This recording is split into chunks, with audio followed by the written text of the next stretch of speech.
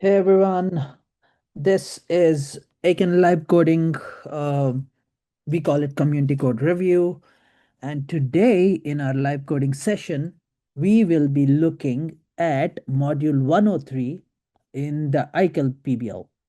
And these are our learning targets. I'm currently in the Andamio platform where these PBL courses are hosted.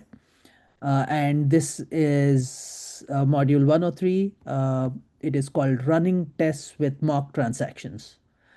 Let me quickly do one thing.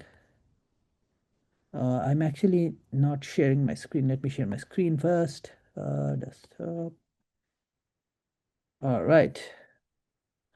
So this is Andamio, and we are in module 103. And these are our learning targets for today. We'll try to get through as much as possible. So this module is called running tests with mock transactions. And the learning targets are I can write a mock spending transaction with an input and an output. I can write a mock minting transaction. I can write a mock locking transaction that sends an output to a validator address. Okay. I can write a mock unlocking transaction that spends funds from a validator address. Okay, so let's start at the very first lesson. You just click on this to view the lesson, and let's start here. Mock spending transaction. Before you start this lesson, make sure to read the introduction to this module. And where will I find that? Introduction. Maybe what we went through was the introduction mock. Maybe it is this. Let's see. I think this is the introduction. I don't see anything else that could be the introduction. Okay, so I think this is it. Make sure you read to the introduction of this module. The placeholder transaction contains an empty outline of a Cardano transaction.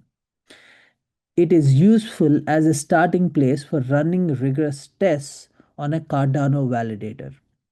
So I'm familiar with the placeholder transaction from the Aiken docs. If I open Aiken docs and if I go to the standard library and type placeholder, I see this. A placeholder or an empty transaction, a placeholder slash empty transaction to serve as a base in a transaction builder.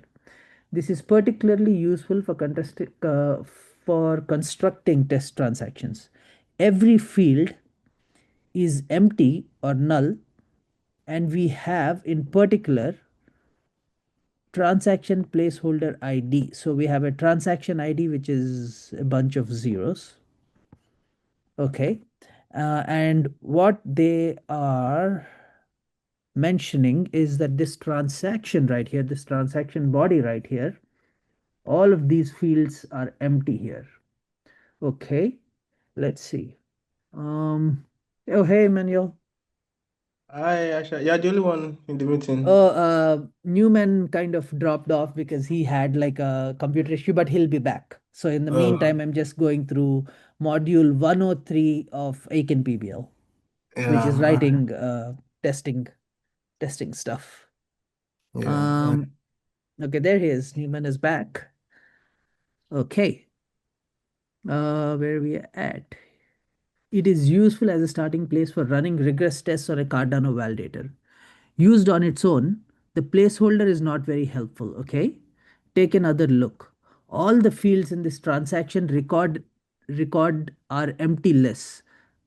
None. None values or zero values, okay? So they're basically saying these are all empty lists. The fee is zero value.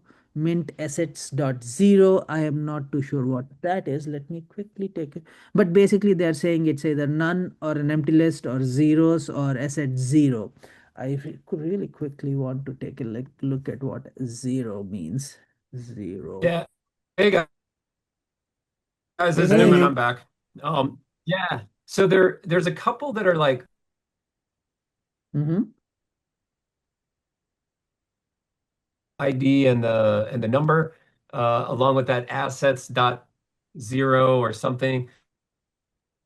Yeah, that's what I am looking at. Assets, where are assets here? Okay, if I go to assets, okay, there it is 0. Constructs an empty value. Okay, so it's basically constructing an empty value. Okay, got it. Okay, so basically this is an empty transaction. How to write a useful mock transaction? Open the file validators module 103 mock spending transaction.ak. So I have opened this file. Let me make this bigger for you guys. Uh, what did they say it was? Module 103 mock spending transaction. Module validators module 103 mock spending transaction. There it is. Let me close this for now. Um, to view this code example. For a mock transaction to be helpful and realistic, this transaction needs to have at least one input and at least one output. Okay. So at least one input. So let me quickly see this. I'll make it a little bit smaller. So it is saying there should be at least one input in the input section and at least one output in the output section. Okay. Uh, things to notice. Start by looking at line 43 to 48. Here you can see a transaction object with non-empty lists of inputs. Non-empty lists of inputs. 40. Uh, I feel like these lines are kind of out of date, or at least that's what I'm thinking. 43 to 48. 43 through 48. Okay, so okay, actually they're not out of date. So it does, input section does have an input and the output section does have an output and the fee is 1 ADA. Okay. The transaction object with non-empty lists of inputs, okay, line 45, line 46, and non-zero fee, which is exactly what we discussed. On line 44, dot dot placeholder is used to provide the empty values for the placeholder for all transaction fields. So the very first line, which is line 42, basically means except for these three fields, every other field will be empty. Which is shown like here. So where is this? So except these three fields, input, output, and fees, every other field will be exactly as they are shown in this image. Okay. Okay. Line 20 through 32 define a mock input for the transaction. Okay, let's see at the mock input. Okay, so this is the mock input. So the mock input, so input always has two parts. One is the output reference and the other one is the output. So let me quickly close this so to show you the two parts that input contains. So the output reference and the output. So output reference is like a name. So that means it needs to have a transaction hash and a transaction index. Okay, and the output will have all of these fields: address, value, datum, and an optional reference script. Okay, so let's see. Mock input lines defines a mock output. So similarly let's look at output. So the output is just this. This is an output, so it'll have all the output fields. So this is the output. Okay. It'll have all of these fields. And by the way, Emmanuel or Newman, if Newman is around, if there is Yeah. anything that you have questions about, please feel free to stop me and ask. Okay. No, yeah, not at all. Yeah, okay. Yeah.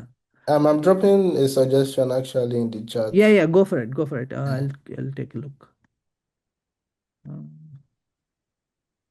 where is the? Okay, there it is. Hmm. Are you dropping a session in the chat? Yeah, I'm like just it's like a suggestion. Um,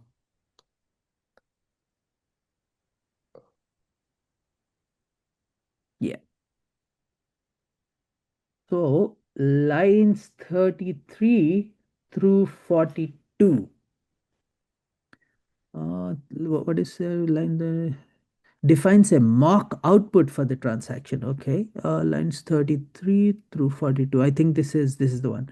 Yeah, this is the mock output that we just discussed. Okay, cool. Uh, any input object, any input object has an output field. Look at line 24 through 30. Then look at lines 35 to 41. Both define an output. Okay. So we have this output that exists in the output section of the transaction, and this is the input section of the transaction. So the input section of the transaction, input is made up of two things: output reference and output. The output is made up of multiple fields. The fields are address field, the value field, the datum field, and the optional reference script field. And how do I know this? If you are curious, you could just go here. So go to input and you'll see exactly what I'm talking about. So an input is made up of output reference and the output. And in turn, the output is made up of all of these fields. Okay. Okay. So we have that about input and output. Here is how input and output are defined in Aiken standard library, which is exactly what we just saw. Okay. To understand why every input references an output, you must understand the UTXO accounting model that is employed on Bitcoin, Cardano, and other UTXO based blockchains. UTXO basics. UTXO stands for unspent transaction output. Every transaction on the blockchain has a new set of outputs. Okay. Every transaction on the blockchain has a new set of outputs. Every one of these outputs is locked at a blockchain address. Okay. These outputs are called UTXOs because they are now unspent outputs from earlier transactions. At any time you want to build a new transaction, you must use existing UTXOs as inputs to the new transaction. After a successful transaction, the input UTXOs are now spent and cannot be spent again. In other words, remove the U from UTXO. So what this is trying to say is that UTXOs, I'm going to give you a quick analogy. UTXOs are like dollar bills. You go and spend these dollar bills, but the difference is that once you spend that dollar bill, the dollar bill doesn't exist. New bills are created. Say if you have a $10 bill, you go and spend it, it is now divided into other bills. There's a new $10 bill. The moment you hand your $10 bill to someone else, it becomes a new bill. That means a bill is destroyed and new bills are created. So these new bills become unspent transaction outputs or UTXOs.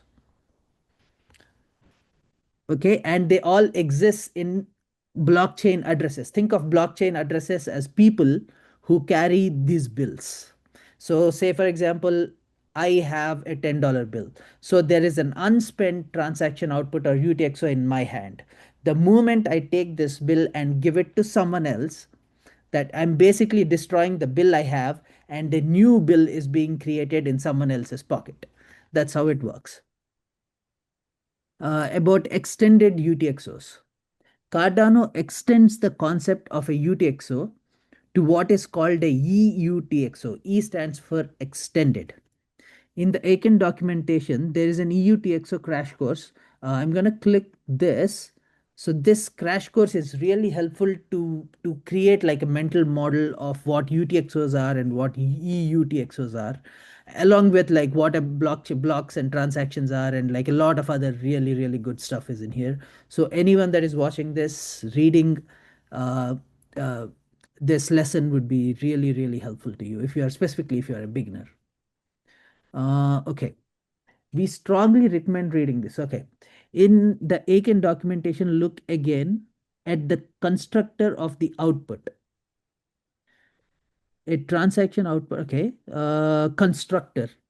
So this output, the word output is the constructor, by the way. Every UTXO must have an address and non-zero value. Some UTXOs have datum and or a reference script.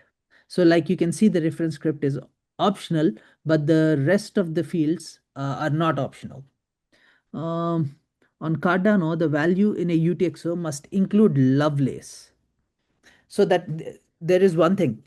So when you are creating a UTXO, the UTXO should always have some ADA value in it. A UTXO cannot exist without ADA value inside it. And it has to exist at a specific address. So without money or without a value or ADA, a UTXO doesn't exist. And a UTXO always has to exist at an address. And it can also include additional tokens, of course. So when you say value, uh, the absolute requirement is ADA, but it can also contain other native tokens. Like I can have like random tokens that I create. I can have Aiken tokens, or I can have some other kinds of tokens, but ADA should exist. All the other tokens are optional. You can have them in the value. Uh, On Cardano, a UTXO can include datum and a reference script. Native assets, datum, and reference scripts extend the UTXO model. So that is what they're saying. They're basically saying native tokens, datum, and the reference script are the extended part of the UTXOs, and that's why we call this model EUTXO model, because of these extended parts. How can we identify the right UTXO? In addition to an output, an input also has an output reference, like we discussed. So output reference is basically like a name. Think of me, right? Like I have a name and I'm identified through my name, but I am not just my name. I am more than my name. There is more details to me. So Harsha lives at this address. Harsha thinks about this. Harsha is a developer, whatever is the other details. All of those other details exists in the output. But the output reference is kind of like the name of a UTXO. Output reference is defined like this. So the output reference has two parts.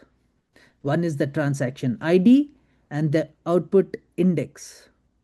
So think of it as the first and last name. Transaction ID and the output index. To identify a UTXO, we use its output reference. The output reference includes a transaction ID, which is the hash of the transaction that produced the UTXO. So a transaction ID is a hash of the transaction that produced the UTXO, and the output index and at an output index. So every transaction produces some output. Say, for example, where is our original transaction? So think of it like this.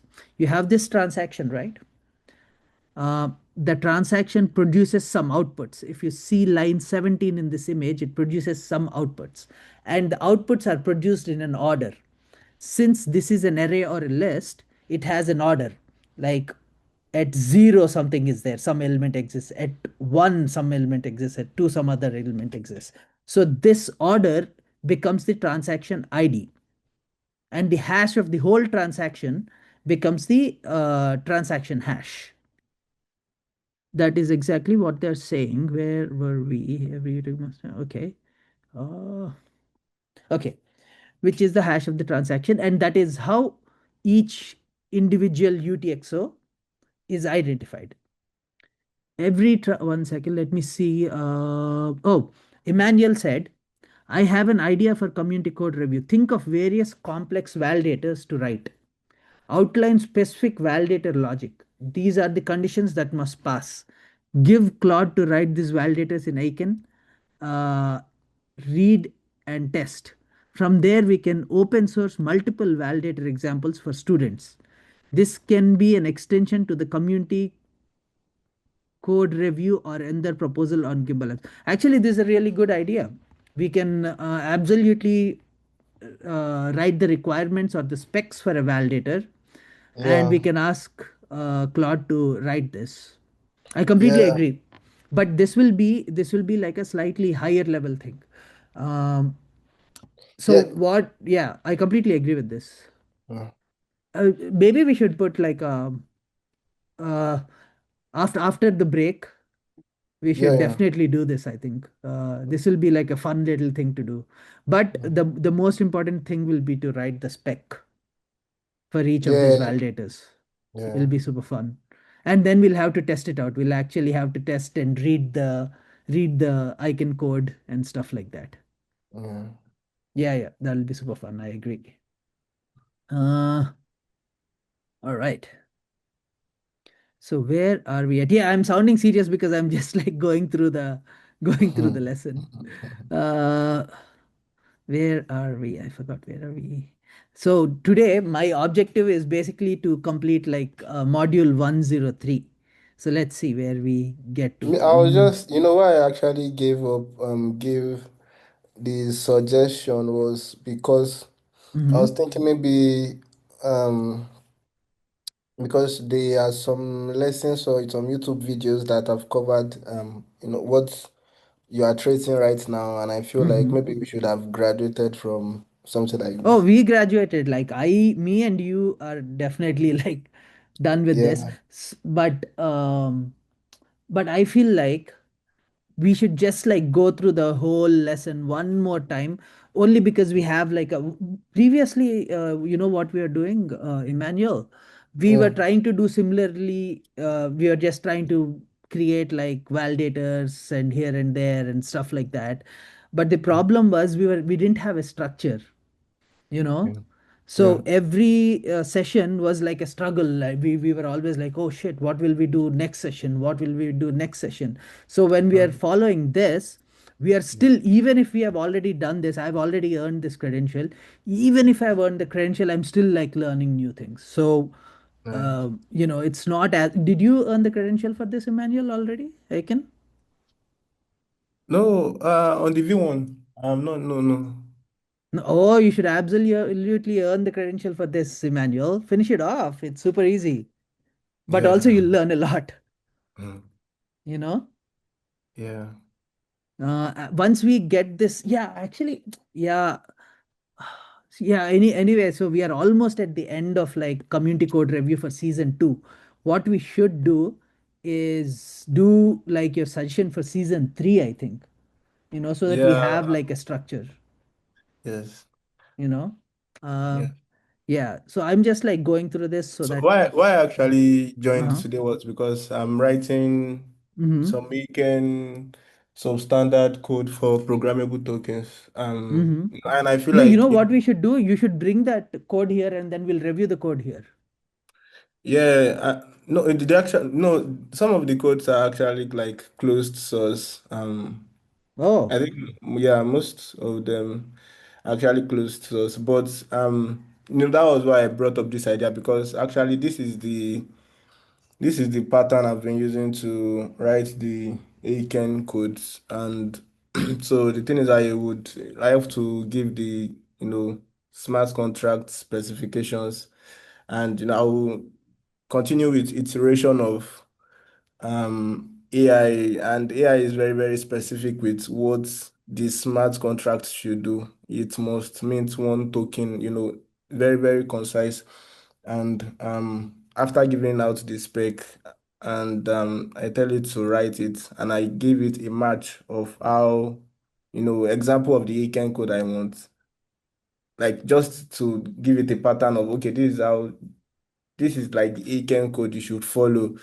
And it gives it, and yeah, do the same thing for the test. And yeah, so I just feel like if we can do something like this, like visualize it, come up with different smart contract logic. It could even be for this DeFi. It could be for a DeFi platform. It could be for swap, and all of these complex validator logics like and then we just open source them out, testing. Yeah, so that's just the idea behind it. Actually, that's how we started. You know what we wanted to do when we originally started this season? We Yeah. wanted to like review like complex open source Aiken contracts. But when we started doing that, like all the people that were co-hosting with me were getting confused and getting frustrated, you know. Mhm. That's why we realized, okay, just because we can read some icon code doesn't mean everyone can read that icon code, and that's why we had to go back to like slightly more basic things. Yeah. um, I think it takes at least like 1 to 2 seasons for newcomers to like get used to the whole thing, because it took me at least like 2 seasons to get used to smart contracts and stuff like that. you Yeah. know yeah, so yeah, I completely agree with you. Yeah. It really depends. So maybe if it's just like you, me, um What, me, Andrew, Ahmed, and all of that, maybe we can like look into like complex. uh yeah, what about Code Cow? Code Cow is taking a break. Okay. Yeah, because Code Cow, I feel like this compensation is not like enough for him. Like he needs a little bit more compensation. Yeah. So yeah. So that is why I'm just like covering the basics. And anyway, this is like the second last session for Aiken. So Oh, same as Mesh. yeah, so we are almost at the end of it. And Um, that is, we only started doing this course at the end. Before that, we are doing like random things each week. yeah. And we needed more structure, and also like the people who were coming in, like some of them were new, some of them knew a couple more things, so it was really hard to like give something that everyone could understand. And Yeah. specifically since Newman was co-hosting with me, Newman, I thought like the course would like give Newman some motivation. And to be fair, Newman like actually like really is starting to understand all of this. In one more season, I think Newman will be ready to like jump into like big smart contracts. Yeah. You know. Hey, I'm Yes. here. I'm here. I'm here. My internet has been Ruben down is and back. what? I'm back, Yeah. but I probably will be bounced momentarily. My internet is coming in and out, but I'm ready for the big time. Yeah, no, no. We're not ready for big time yet. We need to get through this, and then we'll be ready for big time. Okay, okay. You know. Um, so yeah, I'm just like going through through this lesson, and if you, I don't know if you are able to see the chat. I'll post that part again, Okay. um, because you might not see it. I'll just post it. This is what Emmanuel has suggested, which is a really good suggestion, which is similar to what we are trying to do previously. Remember, we are Yeah. trying to like write a little more complex, trying to write and read a little more complex smart contracts. But once we get through the basic ones, I feel like we'll all be ready for more complex things. Yeah, yeah. Sometimes it's important to have a more meaningful uh validator logic so that we understand. The GIF, there are those boilerplate or templated ones like vesting contract, a marketplace, the gift card. Those I think are good, but I don't know if they. Yeah, yeah. It's important to move on to the bigger ones just so that we see the logic. I Um, Yeah, mean, yeah, and I completely agree with no, yeah. I mean, if you guys want to move on to the bigger ones, and you're not going to get frustrated with it, I am down. yeah, totally, totally. so what I was actually thinking is, this Aiken, once there's already a visualization in your mind, like in your head, that what we are trying to validate is against the input, the output, and the transaction body. I think you showed the transaction body earlier on. So once we can Yeah. get that, these are the three core properties we want to make validation against, which are the input, output, and the transaction body. This transaction body right here, these are the three things we want to make validation against. Then I think reading it will be very, very easy. Yeah. Yes, absolutely. That visualization. Yeah, Emmanuel, that's exactly right. And if you have that, and we worked on this, remember, Harsha? We worked on like trying to create a visualization because this transaction, uh, this mock transaction, the placeholder transaction, um, this is what brought it into me because I was like, oh, and you said it really well, Emmanuel. Like this is what we have to validate against. You can Yes. say, oh, does it have this ID, for instance, on line 26? Or does it have these extra signatories on line 23? Um, there's 22, the validity range, the minting on 19, the outputs on 17, and the inputs on line 15. So that's basically it. I Yes. went through like an interesting, and it came about through testing. I asked ChatGPT, I was just like, okay, what are the strategies for testing this transaction? And there's really only a couple. This part or changes that part. So if you have a very simple um, validator that only checks extra signatories and checks the redeemer message or the datum message, like in that hello world example, there's really only it's basically a matrix of four, right? It's a two by two matrix, and I don't know. There's some good things can happen from getting that on a visual frame and not getting down into the weeds of the syntax, because then you Yes. can, yeah. Do you agree with that? Like getting the visual first before getting into the syntax? Yeah, exactly. I feel like you should know what you are trying to even write code for. Right. Yeah, so yeah. Okay. Yeah. So that might be worth yeah, that might be worth some type of project or a course. I mean, the way I envisioned it is a uh is a validator logic course. As a part of Andamio Pioneers, I was like, oh, it's just validator logic. And you don't even I mean, but like that's exactly what this course has, right? Like if you look at the yeah, course, yeah. Yeah, it's what are true. we even doing, right? Like look at this. What Yeah. is running the test with mock transaction? What is a smart contract? Like all I'm trying to say is it really depends on who is even watching this or who is here. Like say if it's just the three of Yeah. us that'll ever like do this, then we should Yeah. do whatever you guys want, which Yeah, it's true. is what do you guys want? I am down for whatever you want, but what do you want? Yeah. Right? Mm. What do you I mean, up to you. Like so this just like gives me something, even if no one's around, this gives me something to fall back on.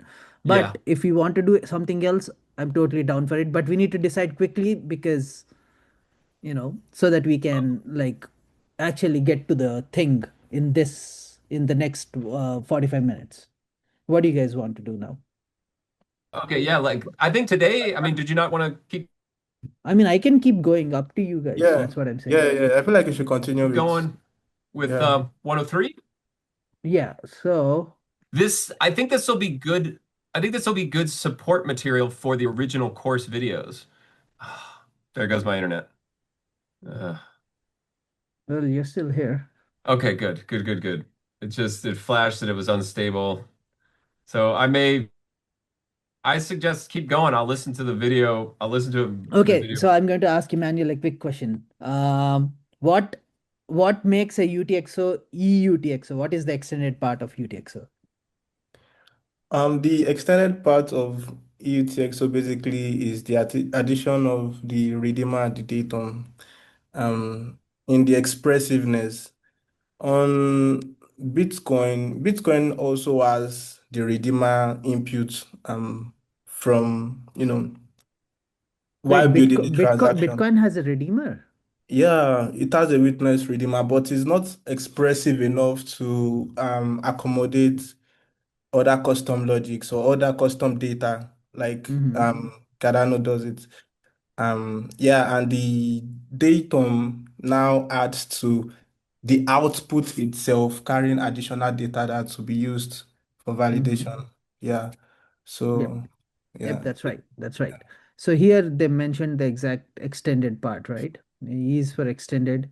They are basically saying native assets, datum, and reference scripts are what basically extends the UTXO and makes it a EUTXO model. Which is Yeah, exactly what you said, Emmanuel, by the way. Native assets, datum, and reference. But the Redeemer, okay. you can check, you can open up maybe a browser tab or something, just Mhm. um Bitcoin has the What redeemer. does Yeah, the what does the redeemer stands for what in is Bitcoin? the body, or what does the body of the body of a Bitcoin look like? Or the UTXO. Yeah. Oh, Mhm. so it has, Yeah. so that it has a version number, it has a marker and a flag to analyze witness data, it has an input count, it has the inputs, it has an output count, and it has outputs, and then it has the And witness. the witness exactly is where the redeemer stays. Data verifying ownership without inflating input size. Okay. And it has a lock time. Okay. So we can lock Bitcoin I think transactions here. Cardano also has like inbuilt multi-signatory like inbuilt before the Mm. introduction of smart contracts, multi-signature and native scripts, and that's one we just saw right now. Uh, Yeah, yeah, yeah. Okay. the Yeah. the time lock, yeah, the time lock. Cardano has it inbuilt actually. So for Cardano, this validity range is the time lock, no?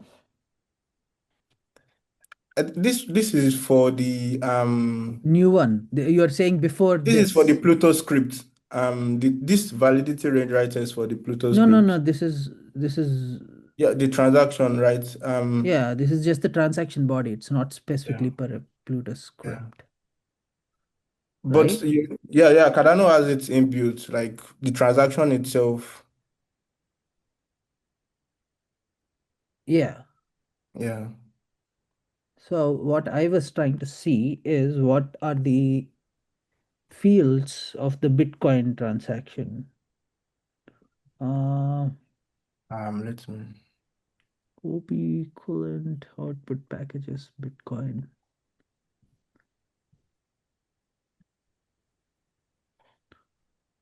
marker and flag.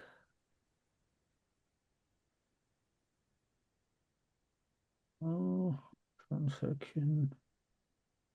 So transaction. I want to see. I think this is it. So it's just the version marker inputs, input count, inputs, script signature, script size, output count, amount, script pub key size, script pub key, witness, and lock time. So this is it. This is like a Bitcoin transaction. This is, LearnMeABitcoin.com. Nice. yeah. Oh, so, oh, wait a minute. Size, fee, and summary. Where did this come from? Yeah, where is the size, fee, and stuff like that? Fee? Yeah, size and fee. Like, say, for example, this fee, where does it fit into the transaction? Transaction splitter, transaction. Oh, here it is. I think this is a Oh, good view of it. So version marker flag input count, inputs, output, outputs, witness, and lock time. Where is the fee? Where does the fee field exist?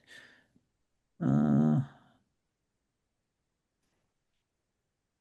I'm not too sure where the fee exists and stuff in this, in the Bitcoin. Little Indian. Okay.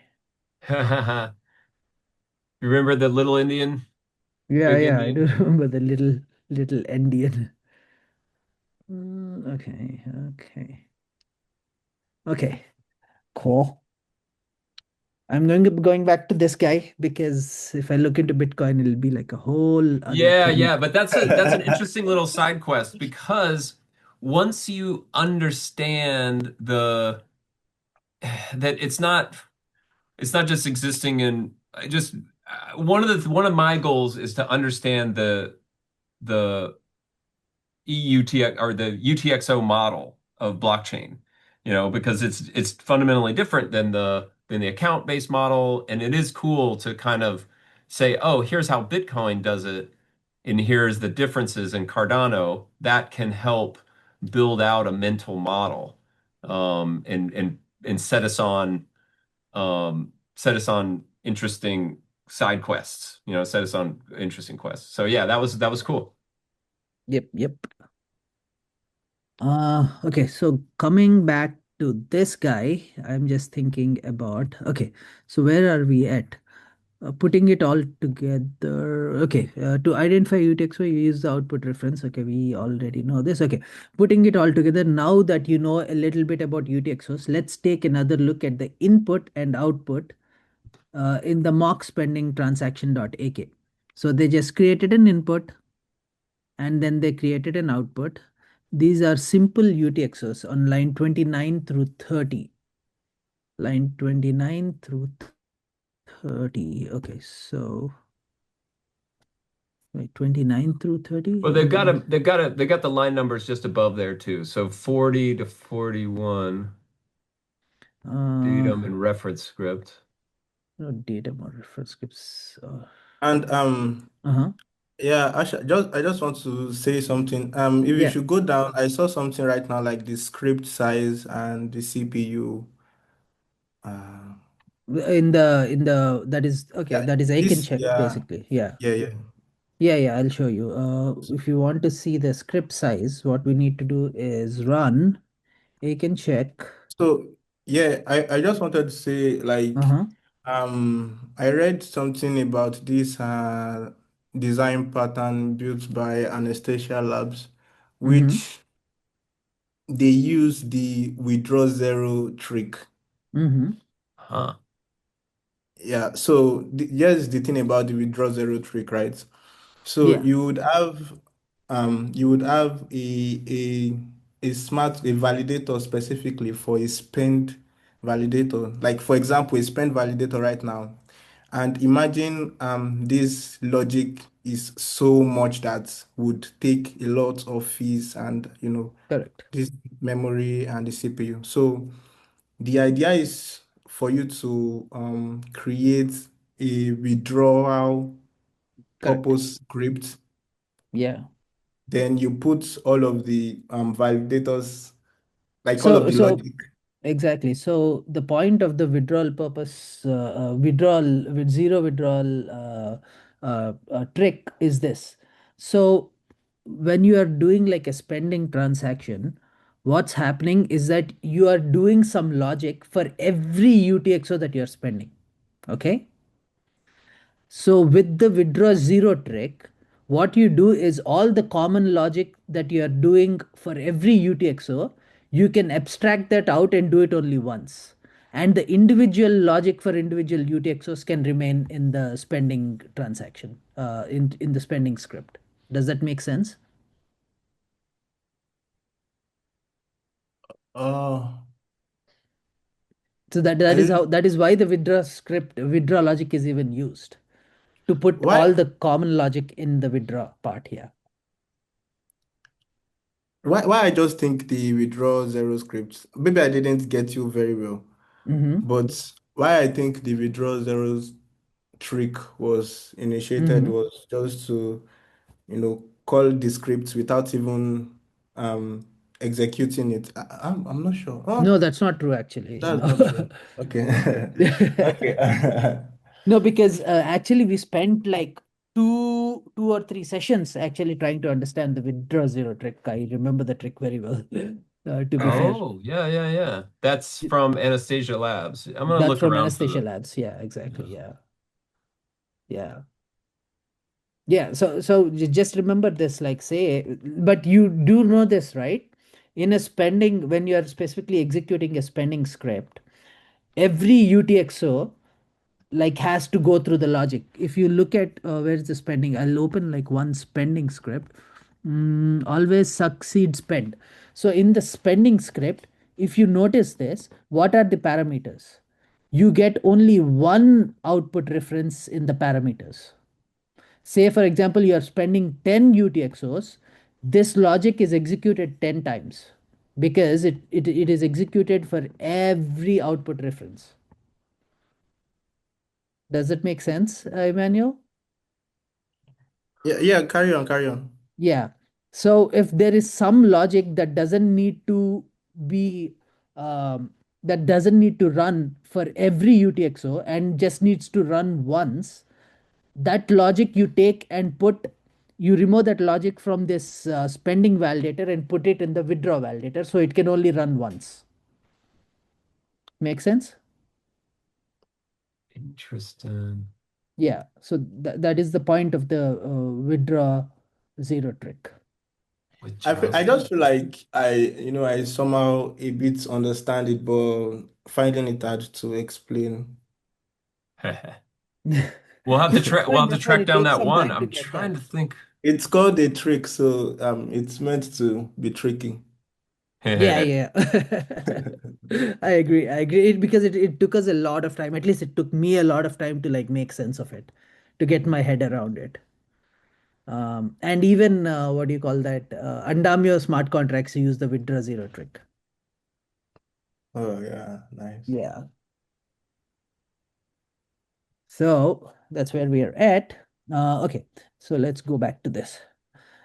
So what are they saying? On lines 29 through 30 and 40 through 41, you can see that there is no datum reference script in our input or output. There is no datum or reference script in our input or output.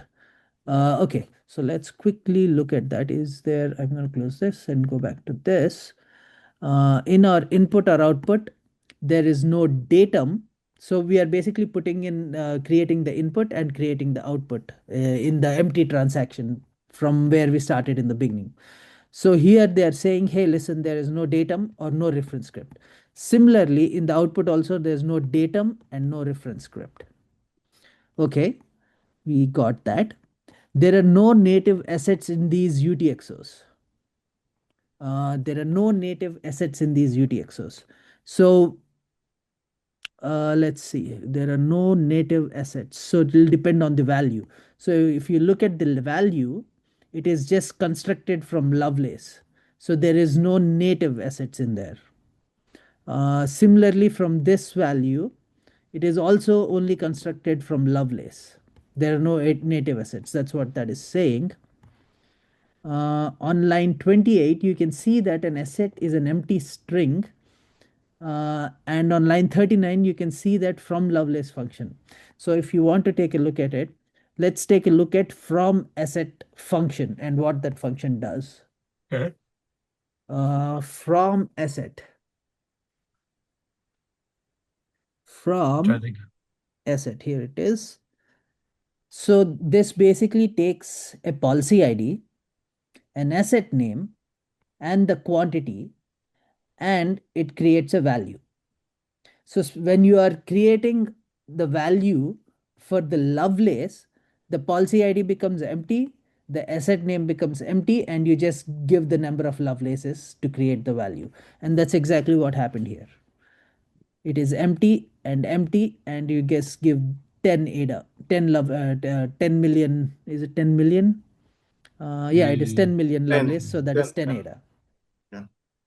yeah. But the same thing, if you already know that you are only constructing value from ADA, you can directly use the from Lovelace function. Let me see, from Lovelace is from Cardano assets again. So let's go to, oh shit, what is this? Oh boy. Uh, okay, so from Lovelace, right? From Lovelace, yeah. If you look at the from Lovelace function, what is it taking? It's just taking an integer, which is the number of Lovelace, and then it'll directly give you the value object. That is exactly Interesting. what's happening. This is two ways of creating the value object uh, from either an asset with policy ID and asset name, or if you know it's just Lovelace, you can directly use this. It's just like an easier way. Here also you can replace this with this. That's pretty Okay. awesome, actually. Yeah. What was that? That's pretty great, actually. Yeah, because value takes that type of value. So you can't just type in 10,000. You gotta, or Yes. 10 million. You gotta construct a value object. And you can, Exactly. yeah, yeah. Yes. And you just showed two ways to do it from asset and from Lovelace. Yeah, that's cool. Correct. Exactly. All right. So now that we know how to create the value, let's move to the next line. An address in each UTXO is defined using verification key. In this case, pub key hash.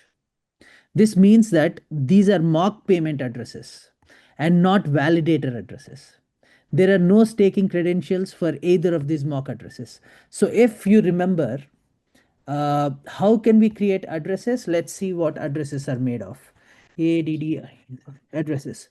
Okay. I don't, Uh-huh. Go ahead, yeah, Emmanuel.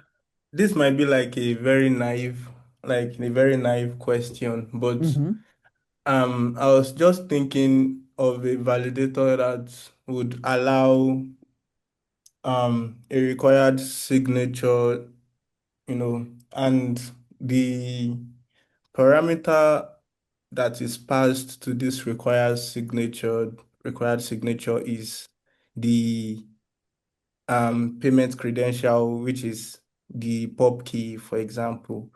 So I'm just thinking like for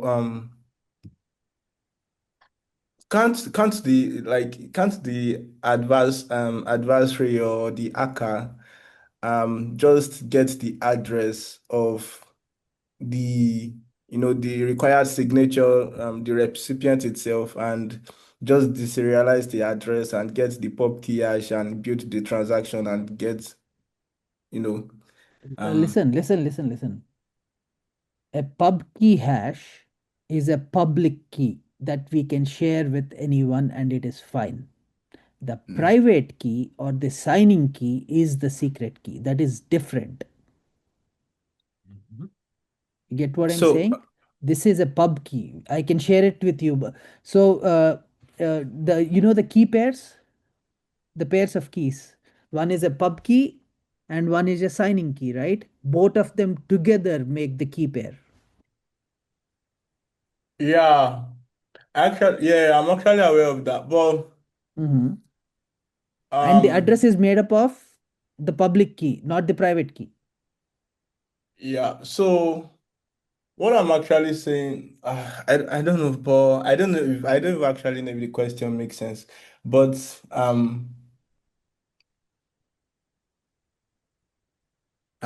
yeah.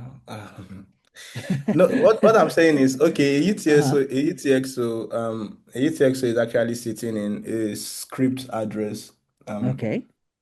Okay. and yeah, one of the requirements is there's a signer that, for example, right now, this validator I'm trying to like build, like getting access to who can bond the token. Mhm. So yeah, and the one of the logic that would require burning a token, maybe burning the token is the required signatory, which is the minter of the token itself, which is pub key hash, right? Mhm.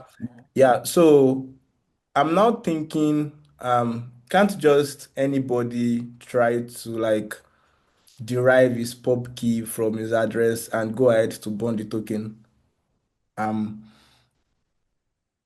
So uh when you say, yeah, you okay, so first they'll derive the pub key and then what? They now say the hacker is there, they have derived the public key. So they know yes. the public key of this person and then what? How will they And they burn build it? the transaction and they build the transaction. But I just How like will they the prove? How actually will the they validator prove? would Uh-huh. uh, Yeah, go ahead, go ahead. I feel like the validator would have to be complex than that. But I'm just thinking because most of the parameters I do see that are passed to this required signature on Cardano is always the pub key hash. And this pub key hash could be derived easily from your address, for example. So I'm just curious. Yeah, exactly. So just think of the whole process, right? Like when you are building a transaction, you create the transaction, you create the pub key, you put it in the transaction. And by the end of the day, who's signing the transaction? Yeah, Some it's, other it's, address will sign the transaction, right? yeah. And would that other random person that signed the transaction like have the private key that is associated with the public key? All right. I feel like, yeah, I feel like you've answered the question. Okay, yeah. Yeah, because yeah, I was just thinking this required signature is just passing itself as an ordinary data to the validator directly. Um, I don't know if that makes sense. That I just feel like this required because I don't think Aiken has access to check your private key. It's only the wallet side that does that. That's what I'm just I don't know. Um, The ledger itself like checks, no? The ledger, the Cardano ledger, the blockchain checks it. okay. So the Cardano, the blockchain stores values, but also it's a computer. So it does computation on it. And whenever it does computation, we are paying the money. That is what we are paying money for the most part, right? Because it does computation along with storing values.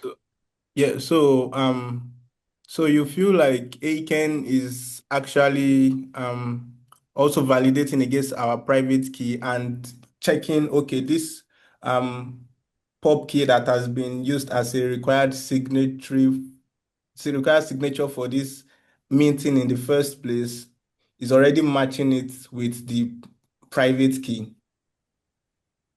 Yes. Yes. That should technically be what it should be doing. Yeah. All right. All right. Yeah. Um, so if you want to take a look at that, Hello World is a really good example. If so, what we can do is, okay, what do you guys want to do? Go take a quick look at Hello World and try to answer Emmanuel's question or finish off Andamio. Up to you guys.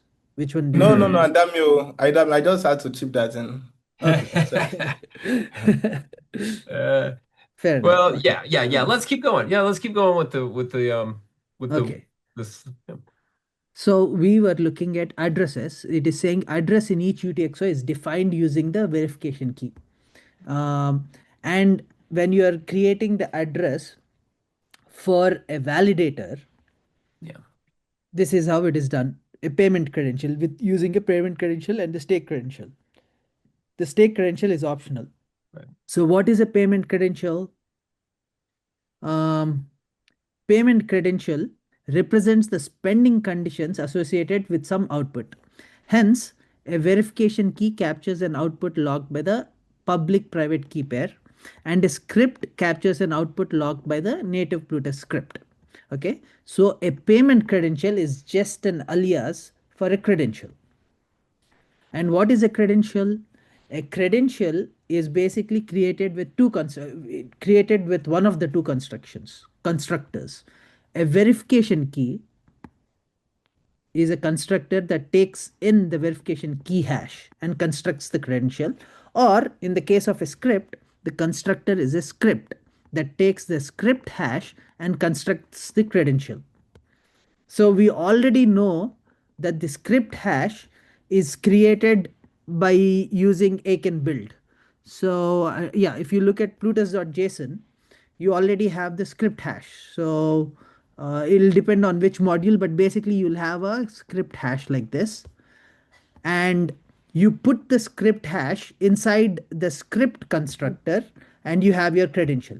So now that you have your credential, you can construct an address like this. And if you want to see an exact implementation of this, Yeah, we can always go here and see. If you look at this, look at how they constructed the address. The stake credential is none because we are not putting in a stake credential. And they use the verification key keyword, and they put a mock pub key hash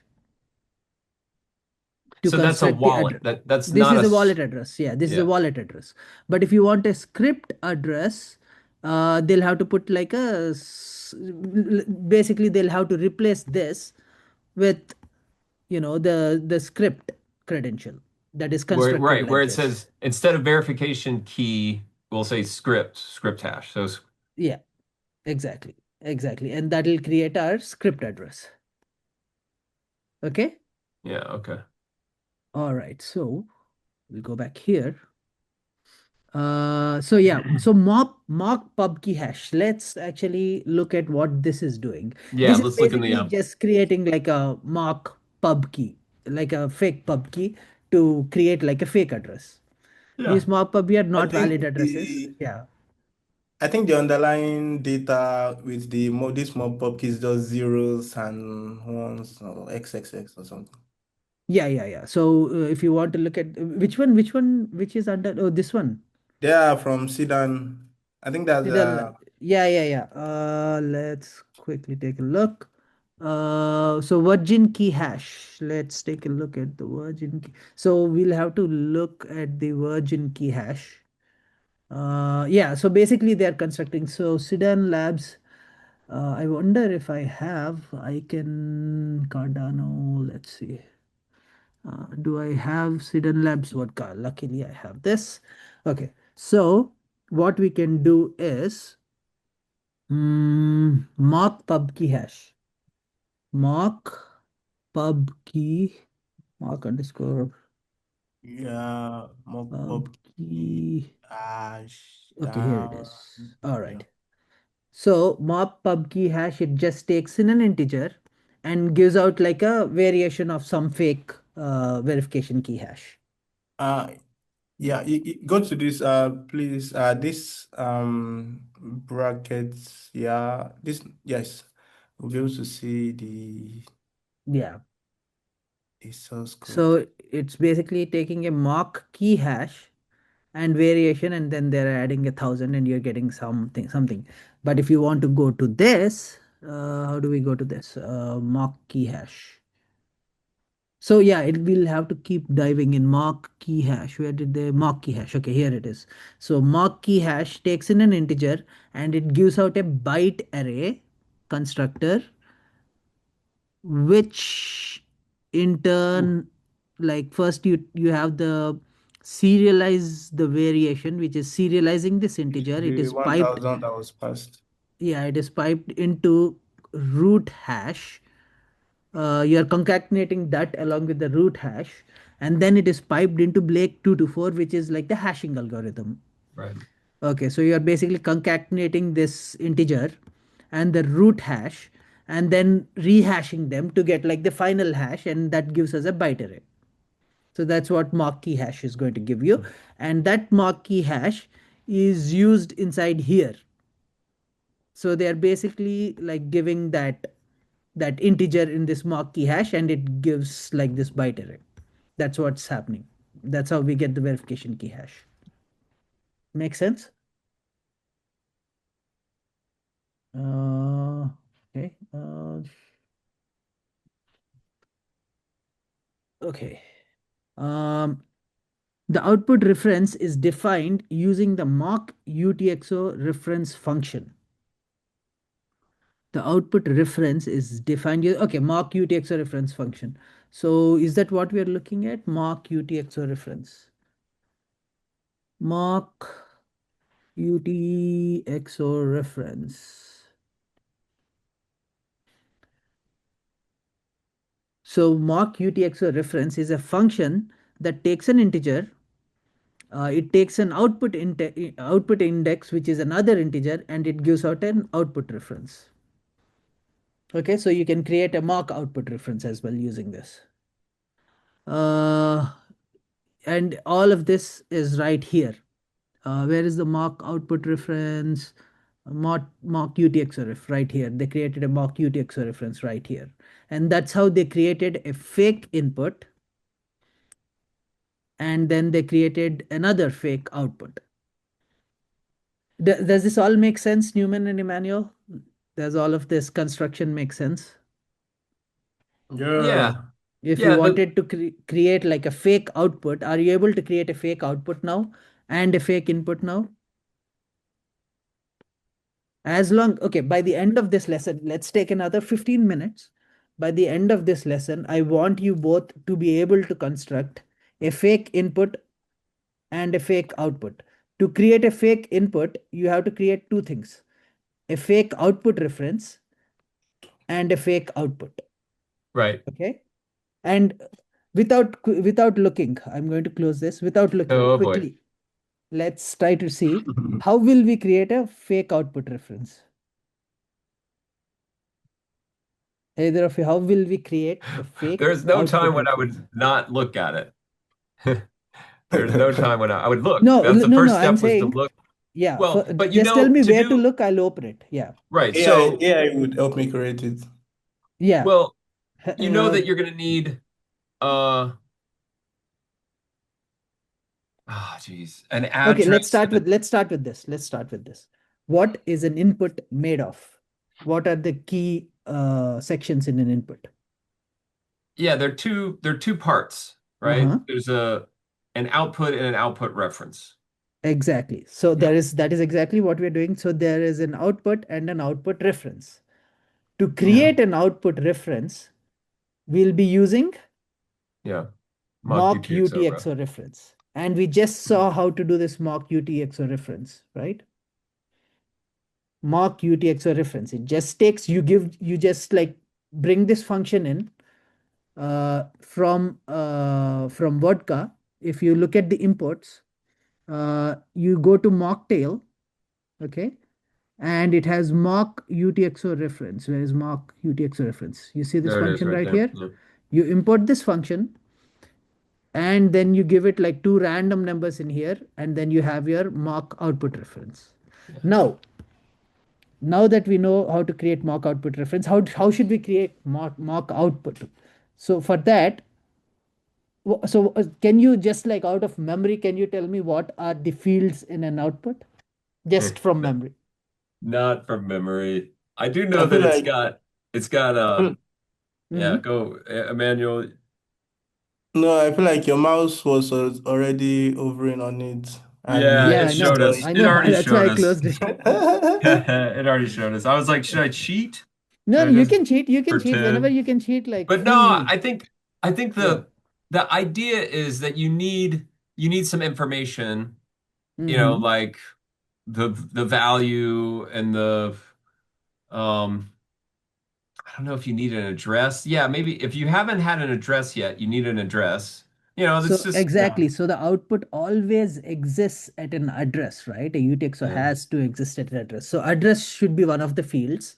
yeah, And a UTXO cannot exist without at least ADA. ADA is a must.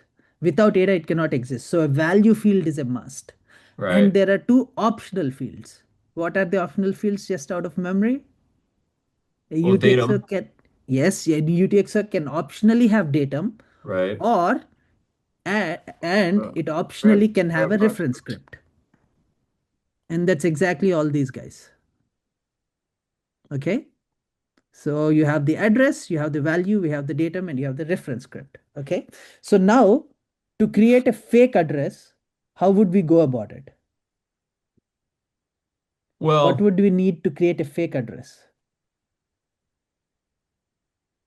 oh, okay. That's basically what you're hiding there in line 22. Yeah. So let me open an address. That's good. No, that's good because it's sort of like, okay, Yeah. try to remember. Oh, yeah, right, right, right. You need the one thing you need for sure is the payment credential, a fake payment credential to create an address. Correct? And we already discussed, a payment credential is nothing but a regular credential. It's just an alias for a regular credential. And Right. how is a regular credential created? With either a verification key hash or a script hash.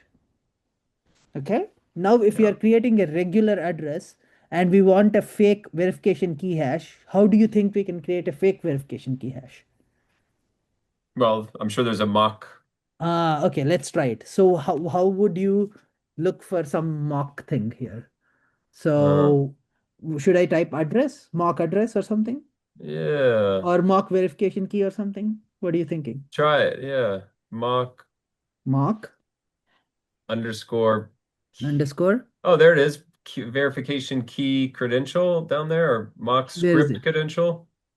Mock script credential. Do you want to open this? You want to create a mock Not the script? stake credential, but yeah, it should be in there somewhere.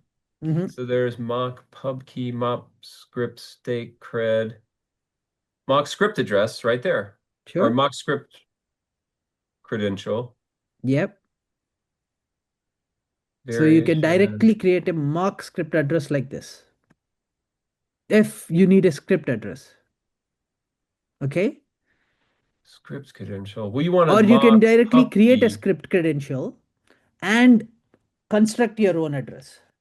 Which one is done here? right? Which one is done here? Right here. Which one is done? I don't know. I don't know if they're using a script address or a wallet address.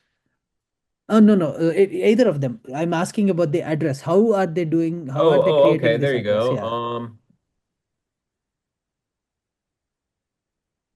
So they are constructing from scratch because they didn't use this function, right? They didn't use the mock script address function.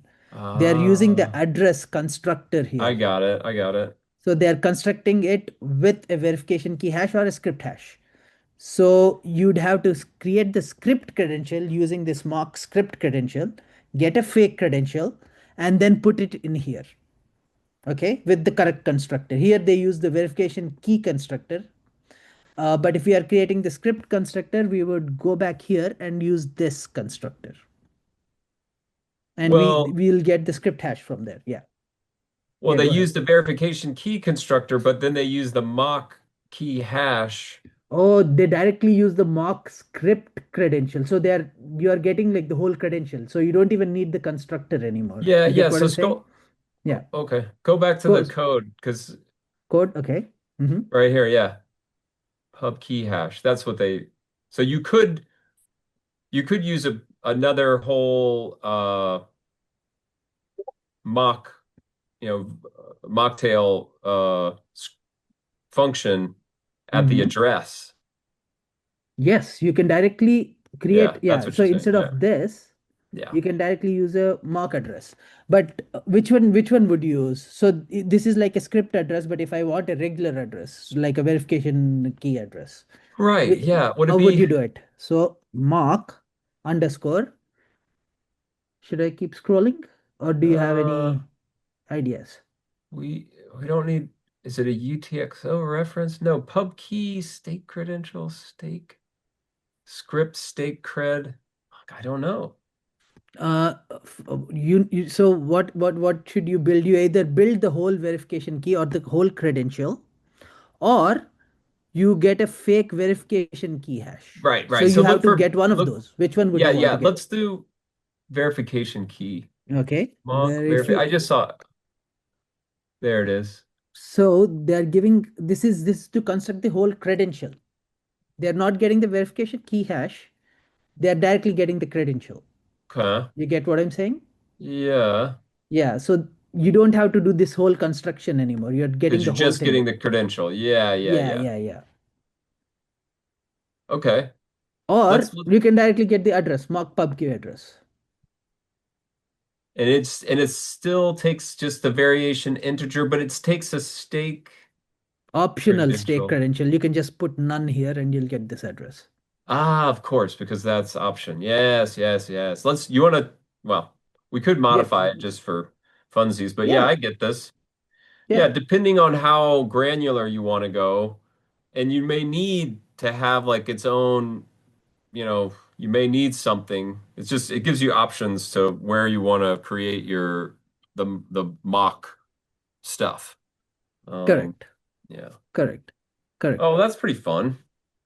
So now we understood the address part, how to construct the address part, right? How will we create a value? You already know how to create a value. We've already discussed it. From asset is one function. And what was the other function? From Lovelace. Exactly. From Oh, I Lovelace. remember. Yeah, yeah. And yeah, this can be anything. Datum is just like data. Reference Yeah, script, we don't have to worry about it now. and Yeah. that's nothing you need to mock up unless you wanted to mock up like an asset name or from that asset, those two blank on line 26.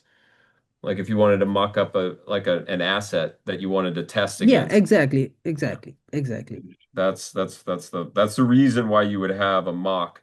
And actually, just so I can say this into the record, because like those, like say on line 20, the mock reference and the mock UTXO ref, like Mm-hmm. those two zeros are Mm-hmm. there so that you could say that you could create replicable.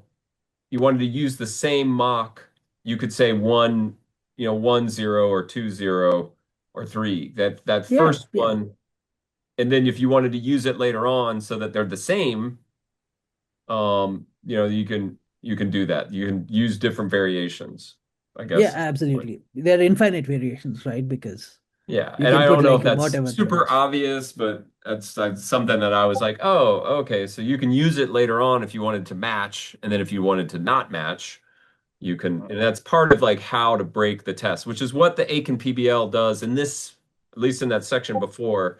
It was like, okay, here it is. How would you break it? And one of the ways to break it is to use a different UTXO reference. Um, Exactly. yeah. Exactly. So I feel like this is a success because both of you know how to construct an output and you know how to construct an input at this point. And I feel pretty comfortable at this point that you guys can do it whenever you feel Yeah, like. yeah, yeah, yeah. Well, it's just, I mean, just to talk about the pedagogy of doing this and like having somebody test you on it and go through it with your friends and have people sort of like say, oh, that's a silly question, or no, that's actually difficult, or find a little path. Like I was cool that we went into the Bitcoin path and the other UTXO models. Now I'm like, oh crap, yeah, how are other chains doing this? And how did, how are they different? It's a good way to learn something is to look at something similar and see the differences. Yeah. Yep, yep, I Yeah. completely agree. We could as well go into Litecoin or Dogecoin. Yeah, yeah, the other UTXOs are yeah, the other ones. That'd be cool. Yeah, that would Yeah, be pretty neat. yeah, yeah. Pretty neat. For sure. All right. I Oh, am wait a going to minute. stop recording. Oh, here's John's in. Okay, we're turning off the recorder. We still have my note taker.